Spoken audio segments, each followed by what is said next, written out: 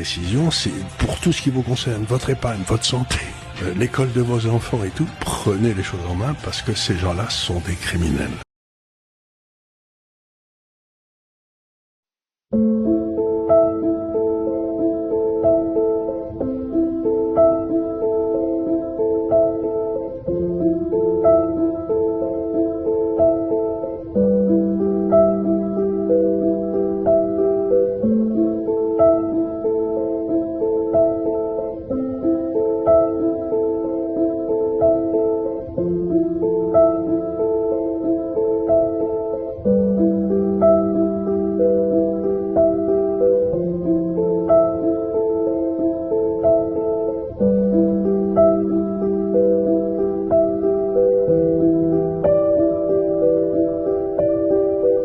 Décédé, à 27 ans, le monde du biathlon est en deuil. Sieverbakken a été retrouvé mort dans sa chambre d'hôtel à Lavazze, en Italie, le 23 décembre 2025 alors qu'il participait à un stage. La cause de son décès est, pour l'instant, inconnue. Oslo. La suite de sa carrière avait été mise entre parenthèses après le diagnostic d'une myocardite survenue après la saison 2021-2022, possiblement liée à sa 3e dose de vaccin contre le Covid-19. Et comment en effet oublier qu'entre 2021 et 2022, au moins 1616 arrêts cardiaques ont été recensés dans le monde chez des athlètes vaccinés, dont 1114 mortels. Et la plupart d'entre eux ont été contraints de se faire vacciner pour pouvoir continuer à pratiquer le sport pour lequel ils s'étaient entraînés. That Bill Gates had just donated $50 million to Kamala Harris's campaign. Well, there was something else, another article about Bill Gates that came out today that said he's just been indicted. He's been indicted in the Netherlands for lying to the public about the COVID vaccine. En effet, Robert Kennedy, Bill Gates et le PDG de Pfizer, Albert Bourla, sommés de témoigner dans un procès néerlandais pour blessures liées au vaccin Covid. Il paraît qu'ils auraient menti à 17 personnes qui auraient été blessées suite aux injections. 17 personnes. Je pense qu'on peut rajouter 6-0.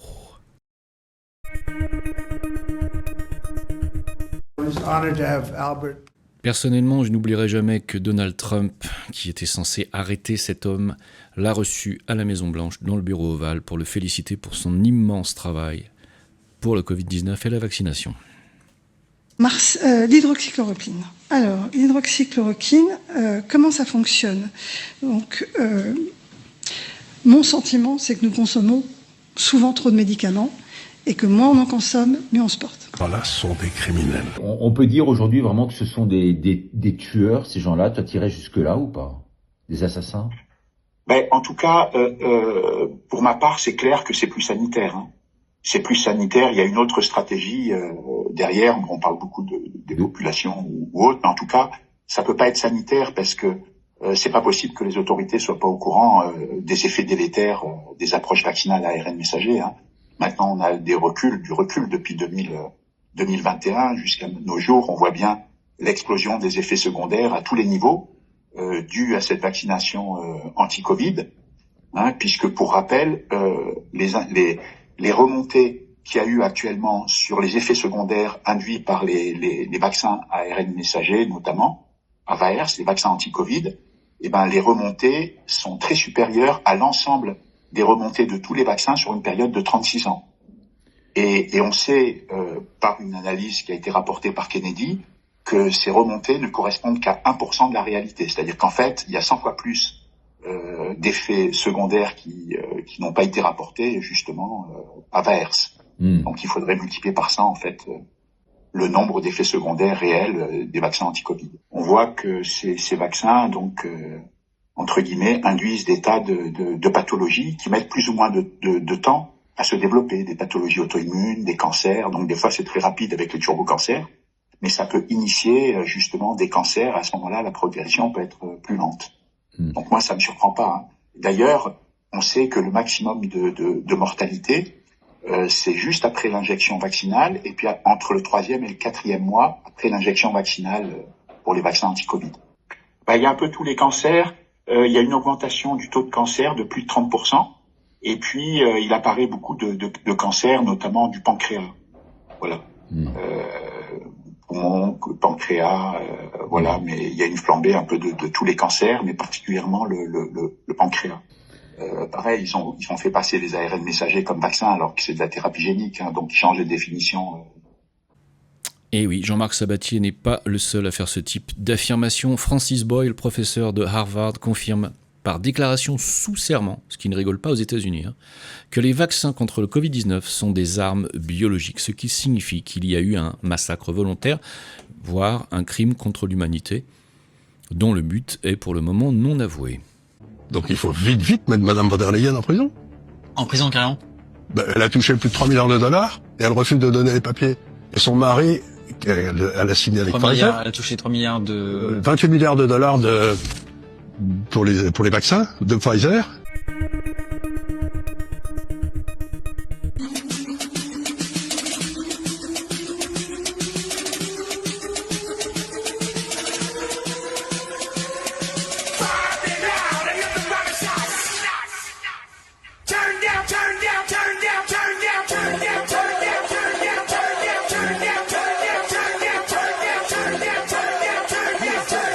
Du poulet au chlore bientôt dans nos assiettes. L'importation en Suisse du poulet au chlore américain est au cœur du débat sur les droits de douane entre les deux pays. Et pendant que nos agriculteurs se font saigner leur bétail ou se suicident, et que Milei ou Lula vous envoient leur merde remplie d'eau et d'additifs pour en augmenter le poids, en plus de 92 substances interdites en Union européenne. Voilà ce que vous allez bientôt manger à la place de votre charolais préféré. Il y a également les Pyrénées-Orientales récemment, le 19 décembre, qui ont été touchés par un cas de DNC. Là, c'est un petit troupeau, 4 bovins qui ont dû être abattus. Ils avaient pourtant été vaccinés. Tu vas payer, Macron! Petite pourriture! Tu m'as volé ma vie! J'ai plus rien! Attends qu'on monte à Paris! Tu vas payer, mon salaud! On m'a tout pris! Ma vie est finie, j'ai plus rien!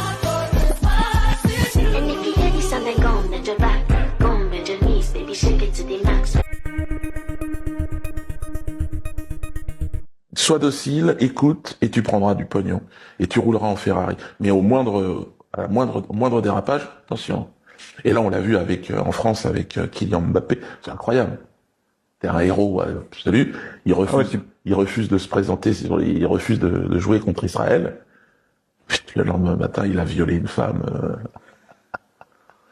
Non, mais c'est-à-dire que la propagande, si vous voulez, la puissance de feu de la mafia sioniste. Que nous ne devons pas invisibiliser la Palestine et les Palestiniens. J'ai un message à passer pour les sionistes politiques qui se permettent de demander des certificats de judaïcité. Alors, à l'Ashkénaze que je suis, je vous explique juste rapidement. Vous savez, ma famille a été gravement persécutée. Elle est née allemande. Enfin, mes arrière-grands-parents sont nés allemands, quand les autres sont nés polonais ou hongrois. Vous comprenez bien que les certificats de judaïcité, vous irez les chercher au tribunal.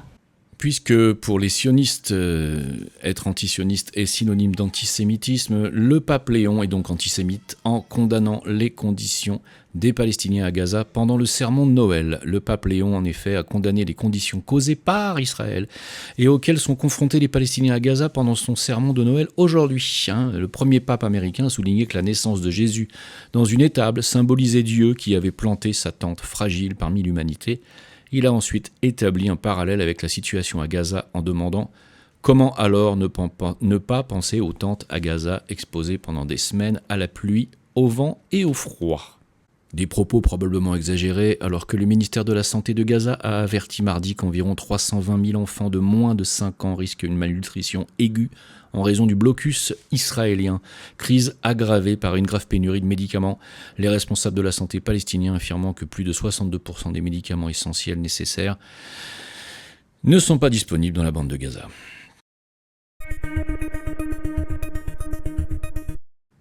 La Belgique devient officiellement antisémite et se joint à la plainte pour génocide déposée par l'Afrique du Sud contre Israël devant la Cour internationale de justice. Mais godverdomme, qu'est-ce qui se passe en Belgique, là? crèche, sauf condition, n'est pas autorisée. Le Conseil d'État a déjà tranché, la jurisprudence est constante de ce point de vue-là. Il n'exclut pas une action devant le tribunal administratif pour faire retirer cette crèche. Endroit neutre, c'est un endroit neutre. Saviez-vous qu'il existe un lien entre les nazis et nos chers marchés de Noël? Les droits de l'homme sont absolument bafoués parce qu'il y a une crèche. Mais dire qu'une crèche c'est culturel, c'est se moquer du monde. Il y a toute la droite qui a financé des crèches. Voilà, le concept de laïcité est un petit peu à géométrie variable.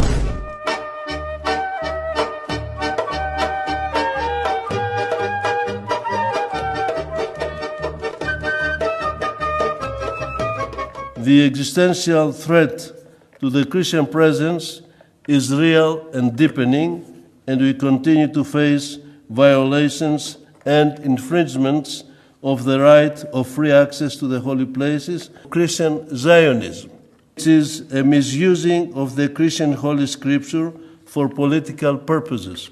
Christians in the Holy Land are watching with great concern the erosion of the historic status quo and the alarming infringements by From Jerusalem, I send warm greetings to our Christian friends around the world. Non, vous ne rêvez pas, Netanyahou a bel et bien souhaité un joyeux Noël à tous les chrétiens du monde entier. Bien entendu, c'est fait avec une sincérité absolue. Tant que les chrétiens d'Israël se sont littéralement fait déboîter la tronche et se sont fait mettre en prison, faut quand même pas exagérer.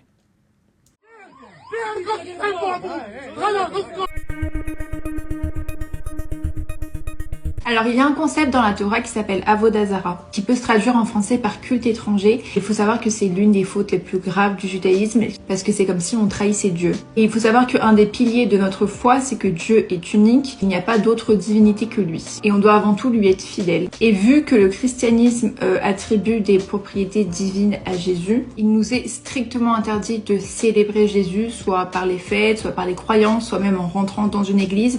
Et c'est vraiment comme si on trahissait Dieu. Il nous est strictement interdit de le fêter ou d'imiter ou d'adopter toute coutume qui a un lien avec cette fête. Donc de la même manière, on peut pas installer un sapin de Noël chez nous. Enfin, on peut pas fêter et imiter tout ce qui a vraiment un lien avec Noël.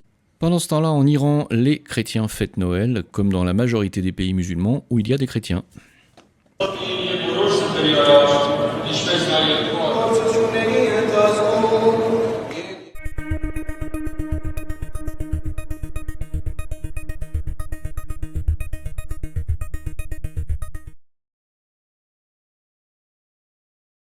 Je ne dis pas que la France est judéo-chrétienne. Je dis la France est chrétienne, et même catholique. Non, mais vous dites clairement, on va laisser parler Natacha Polony. Pour l'Église et contre le Christ. Oui. Et puis on le Christ, c'est Raphaël Glucksmann, Éric Zemmour. Dans la catégorie ignoble personnage, Monsieur Mathias Vargon, qui nous explique qu'il veut refuser les patients non vaccinés en hôpital et que ceux qui sont malades et non vaccinés n'ont qu'à payer eux-mêmes leurs propres soins. Monsieur Mathias Vargon qui nous disait déjà en 2022 que nous n'avons pas besoin de soignants non vaccinés, parce que les soignants non vaccinés, selon ses propres termes, faut pas trop leur demander, disait-il. Ils lisent François, ils écoutent Idrissa Berkane, on peut pas dire qu'on ait affaire aux personnes les plus futées de notre société. Oui, ils écoutaient même Jim Leveilleur d'ailleurs. Il nous explique quand même qu'il y a aussi le vaccin contre la grippe, qu'il ne faut pas l'oublier celui-là. Mathias Vargon, bien entendu, soutenu par le docteur Jérôme Marty, qui amène son soutien entier à M. Vargon contre tous les décérébrés minables et sans honneur qui le menacent, dit-il. Vous ne gagnerez jamais, dit-il. Rappel, qui est docteur Marty ? Et un certain nombre de soignants ont, pendant des mois et maintenant des années, tourné le dos à la science. Et ça, c'est grave. Ça fait 2 ans maintenant qu'on vaccine. Avec toutes les publications, les milliers de publications internationales qui montrent que ce vaccin n'est absolument pas risqué. Pas un mot de vrai ne sort de la bouche de cet homme, et bien entendu, en bon saillant qu'est M. Mathias Vargon, il a tweeté « Je rappelle à tous ceux qui viennent m'insulter en tant que génocidaire et représentant officiel de Netanyahou en France, je transmets chaque soir leurs coordonnées au Mossad et à Tsahal et aux dirigeants. À part ça, il n'y a pas de saillant en France. » Et comme qui se ressemble s'assemble, Madame Vargon, dit Emmanuel Vargon, annonçait à l'époque, en 2022 je crois, 30 000 logements en France pour les Ukrainiens. Eh oui, tant qu'à faire. Je sais qu'il est de bon ton de critiquer Donald Trump et son gouvernement, et je peux le comprendre. Toutefois, pour ceux qui seraient nostalgiques du gouvernement précédent, du gouvernement Biden, vous allez entendre de la bouche même de Hunter Biden ce qu'est l'Ukraine. So I'll say it to you again, is that I believe that it was a mistake because I was very, very naive about what a viper's den Ukraine is. What an absolute, talk about a level of corruption that I am still staggering because they're part of a kleptocracy, of a greater kleptocracy. Мрія у всіх нас одна. І бажання ми загадуємо одне на всіх. Щоб він сконав. Des vœux remplis de compassion envers Vladimir Poutine, bien sûr, alors que le président ukrainien a confirmé l'existence d'un nouveau plan de paix qui céderait enfin des territoires à la Russie avec des garanties, si possible, dont la rentrée de l'Ukraine dans l'OTAN et dans l'Union européenne, ce que ne voudra jamais la Russie. On n'a pas fini d'en baver, les amis.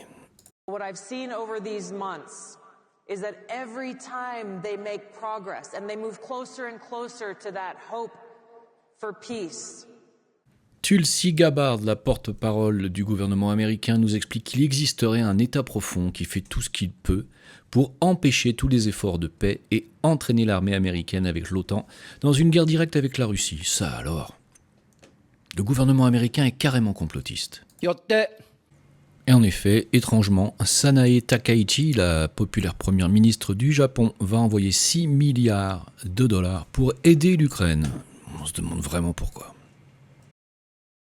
Et pour avoir donné une amende de plus de 100 millions de dollars à Elon Musk pour son réseau X, Marc Rubio annonce que les responsables européens et britanniques complices de l'amende infligée à Elon Musk sont désormais officiellement interdits d'entrer aux États-Unis. Thierry Breton, Imran Ahmed, Claire Melford, Anne-Lena von Hodenberg et Joséphine Ballon. Putin has to know that after a peace deal, et pendant que la Russie enchaîne victoire sur le front ukrainien, le porte-parole de l'OTAN, Mark Rutte, a précisé que si Vladimir Poutine attaquait encore une fois l'Ukraine, la réponse de l'OTAN serait dévastatrice. Des propos totalement irresponsables. De son côté, la Russie a prévenu, si jamais il venait à l'esprit de l'OTAN d'attaquer Kaliningrad, 34 millions de personnes pourraient mourir selon les médias chinois qui ont présenté un scénario de conflit hypothétique et apocalyptique. Bienvenue en 2026. Ceci dit, mes amis, n'ayez pas peur, car selon les médias britanniques, en Ukraine, les troupes de Poutine qui seraient désespérées et à court de nourriture s'entre-dévoreraient. L'Ukraine affirme que les forces russes ont eu recours au cannibalisme. Oui, ils se mangent entre eux, tout à fait. Et on les croit, bien entendu. Oui, c'est le moins qu'on puisse dire. Le rapport Viginum sur cette élection roumaine, qui fait une 50aine de pages, ne conclut à aucun moment à une ingérence russe. Fabrice Epelboin, spécialiste de la guerre informationnelle, enseignant à Sciences Po, a essayé d'expliquer sur LCI qu'il n'y a aucune trace d'ingérence russe dans les élections roumaines. Mais voici la réponse de LCI. Permettez-moi de vous interrompre, Fabrice Epelboin, parce que je ne suis pas tout à fait sûr qu'on ait le même niveau d'information.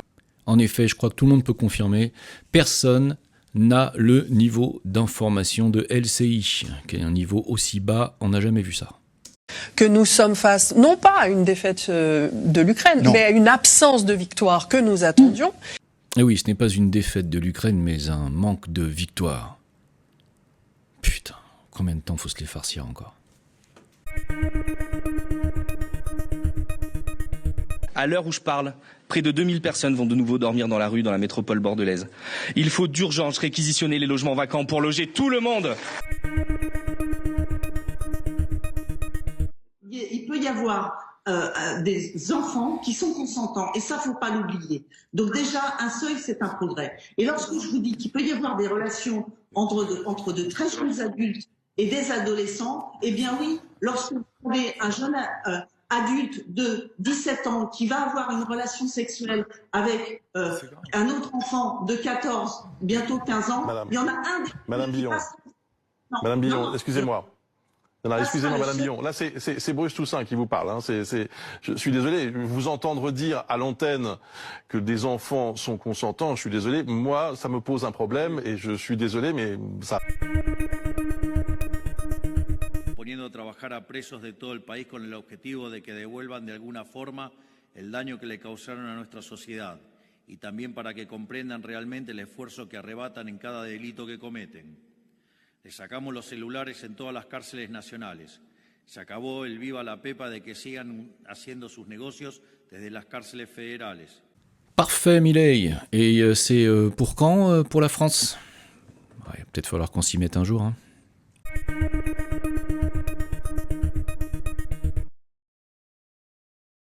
Good morning, good afternoon and good evening, ladies and gentlemen.